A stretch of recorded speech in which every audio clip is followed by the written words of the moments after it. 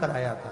नवरात्रि में भी देवी की आराधना का एक स्मरण का सुख है महाराज। ज्योत का विधान है, नवरात्रि में देवी की ज्योत लगती है, अखंड ज्योति लगती है, जवारे बुआए जाते हैं, कलश लगता है। ज्योत का भी विधान है। जिसके यहाँ दिया अखंड जलाया जाता है, अगर वो दिए की लो, दिए की बाती अगर दक्षिण दिशा की होती है तो उसके घर में साल भर में एक घात जरूर होती है। जो दिया अखंड जलता है उसकी बाती का मुख दक्षिण का नहीं होना चाहिए।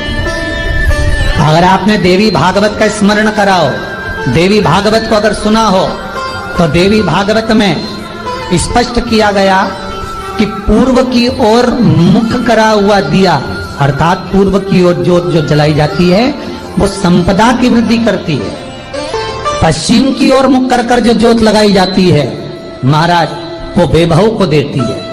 और उत्तर की ओर जो मुख कर कर ज्योत जलाई जाती है, उत्तर की ओर जो ज्योत का मुख रहता है वो आयु की वृद्धि करती है, घर में अकाल मौत को रोकती है। दक्षिण की ओर ज्योत ना लगाएं। अगर आपको लगाना है पूरब की लगाएं, पश्चिम की लगाएं या उत्तर की लगाएं। और जितने दिन महारानी जगदम्बा जगतधात्री दुर्गा भवन चैत्र नवरात्रि में, शरदीय नवरात्रि में, आषाढ़ी नवरात्रि में, आदिकादिक पौष नवरात्रि में हम जगत जननी जगदम्बा की जब स्थापना करते हैं, या हम नूतन घर का प्रवेश करते हैं, या गणेश जी की स्थापना करते हैं, या कोई दुकान को प्रवेश करते हैं, या कोई शुभ कार्य करने के लिए अग्रण्य होते हैं, तो हम कलश की स्थापना क्यों करते? कलश के अंदर आखिर ऐसा क्या विराजमान है कि 33 कोटि देवता उस कलश के अंदर आकर बैठ जाते हैं? आप कोई यज्ञ करने जा रहे हो, आप कोई पोथी पुराण करने जा रहे हो, आप कोई अच्छा कार्य करने जा रहे हो, तो ब्राह्मण देवता कह देते कलश की स्थापना होगी, कलश की शोभा यात्रा निकलेगी, कलश यात्रा निकलेगी, कलश विराजमान होगा।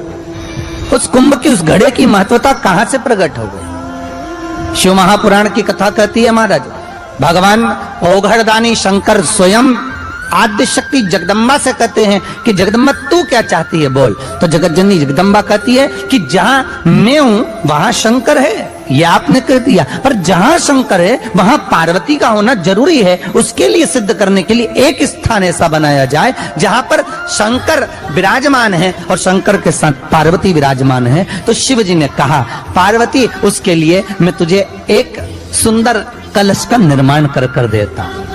अष्टमी के दिन कन्याओं का भोजन कराओ या नवमी के दिन कन्याओं का भोजन कराओ।